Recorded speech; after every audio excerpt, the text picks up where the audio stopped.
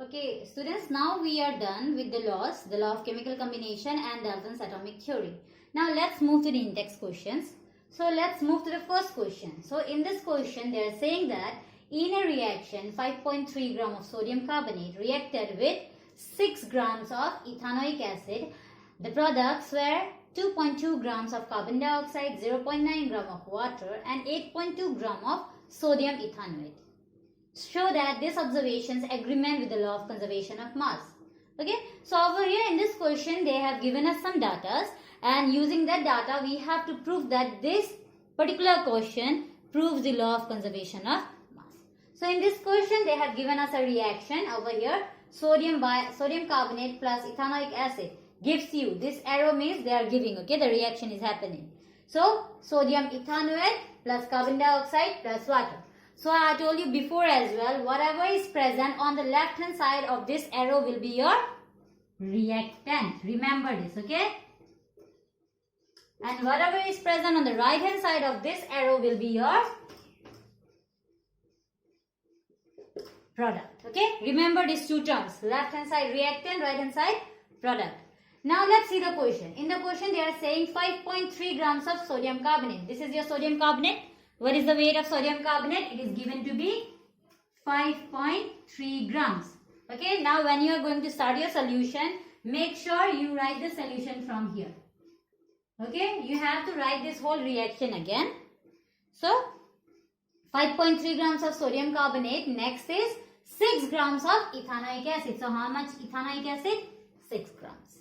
Next, 2.2 gram of carbon dioxide. So this is my carbon dioxide. How much? 2.2 grams.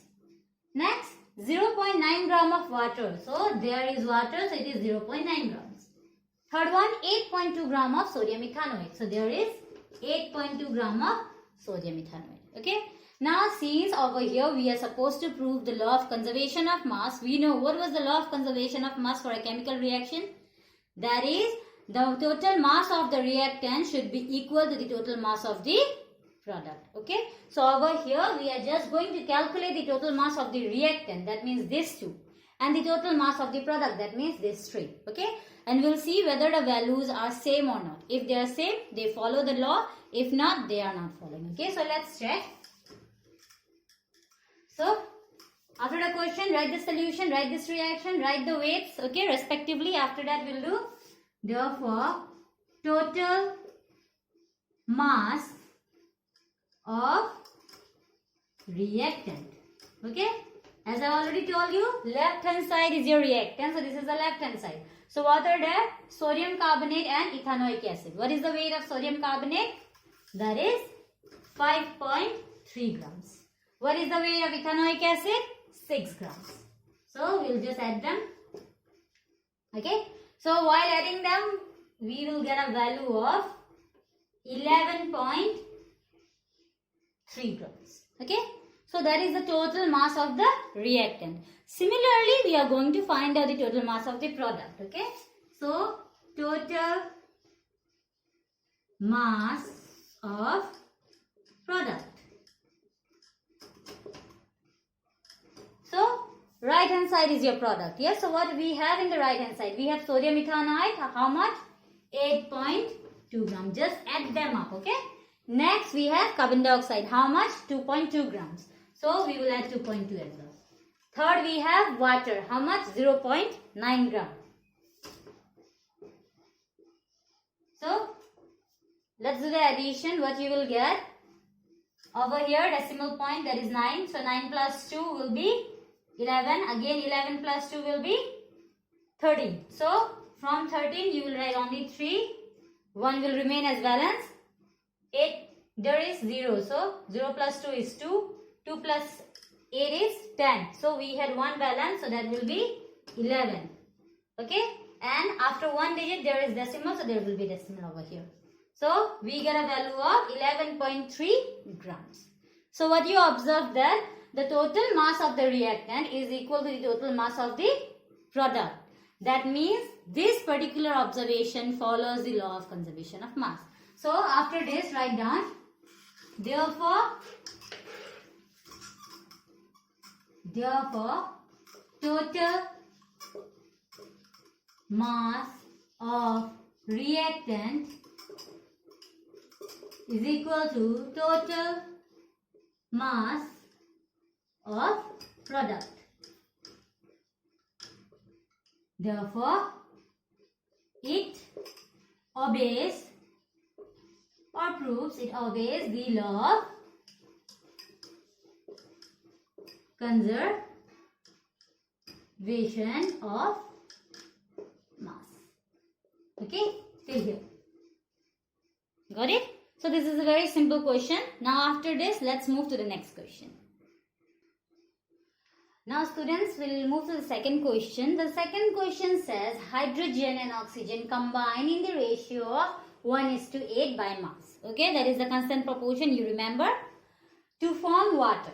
What mass of oxygen gas would be required to react completely with 3 gram of hydrogen gas? Okay, now let's see what we have to do over here. So when you see this combining the ratio of this much, from there you will come to realize that this question is going to use the law of constant proportion. Okay, because over there they are talking about the ratio by mass. Yes. So the question says hydrogen and oxygen, they combine with that ratio to give you water. Yes. That is hydrogen and oxygen combine in the ratio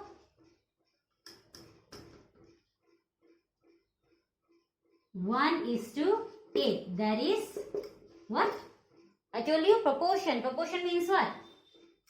That means mass of hydrogen divided by mass of oxygen is equal to 1/8. Okay? So hydrogen and oxygen, they are combining in this ratio. Yes. If they are combining in this ratio, that means their proportion is 1/8. And proportion means what? The mass of the reactants. The ratio of the respective masses of the reactant. Yes. So mass of hydrogen divided by mass of oxygen will be this much. Okay. Now second portion, what they have said, what mass of oxygen gas would be required to react completely with 3 grams of hydrogen gas. Now they have mentioned that they need 3 grams of hydrogen gas. You have to find out the mass of oxygen gas. So now let's consider, let X gram of oxygen gas is required to react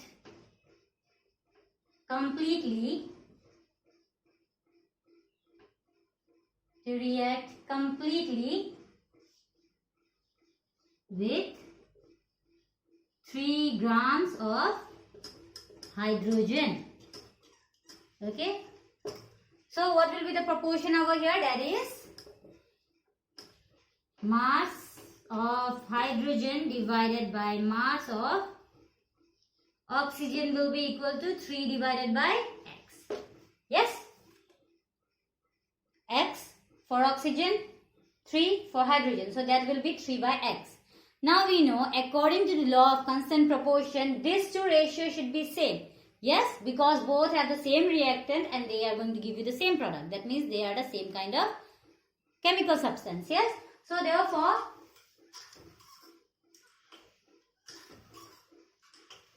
write down, therefore, according to the law of constant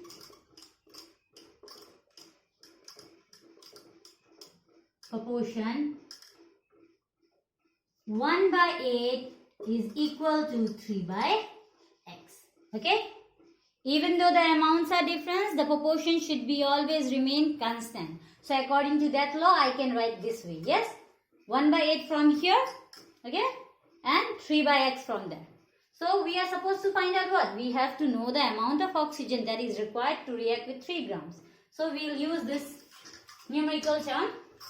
So we can solve this. We will do cross multiplication. 1 multiplied to X, it will be X. 8 multiplied to 3 will be 24. So that means X is how much? 24. So therefore, oxygen required to react with 3 gram of hydrogen is 24 grams. Okay, so till here that will be your answer. Okay, remember they should always have a constant proportion. This you don't need to write, just see how they are having constant proportion. Now that we know that oxygen is 24 grams and hydrogen is 3 grams. So you remember MH and MO, mass of hydrogen and mass of oxygen. It's 3, downside is 24. So if you cancel, you will get 1 by 8. And I told you for water, it should always remain as 1 by 8. Okay. So this is question number 2. Now let's move to question number 3. So students, here we are with the third question. Now the third question is very simple. We have discussed again in the Dalton's atomic theory also. So which postulate of Dalton's atomic theory is the result of law of conservation of mass? That means which postulate, okay, from the Dalton's atomic theory resembles or proves the law of conservation of mass. So that is the second postulate. So what is the second postulate? Atoms are indivisible particles which can neither be created nor be destroyed in a chemical reaction. Okay. So you write down this answer. Now after this the fourth one. Now for fourth one I won't write the question. I guess you have the question. The question says which postulate of Dalton's atomic theory can explain the law of definite proportion. That is the law of constant proportion. Okay. Definite proportion or constant proportion. Same thing. So that is the answer to question number 4. Okay.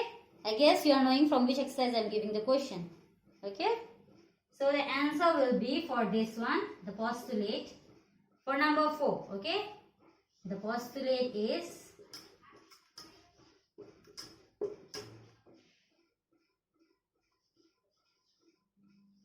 the relative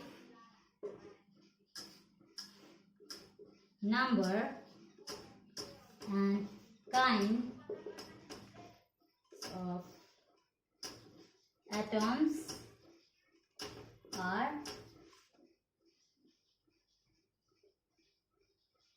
constant in a given compound. This is the last postulate of Dalton's atomic theory, okay? In a given compound. Okay? So, this is the answer for question number 4. Over here, I am not writing the question. I guess you can write it down from your textbook. Okay? That is the same question. Just you have to show which postulate proves the law of constant or definite proportion. Okay? So now with this, we have completed the in-text exercise number 1. So in our next class, we'll come back to the explanation of atoms. Okay? Now you make sure you pause the video and write down all these answers. Okay? I am going to check your notebooks when we'll be having our online sessions.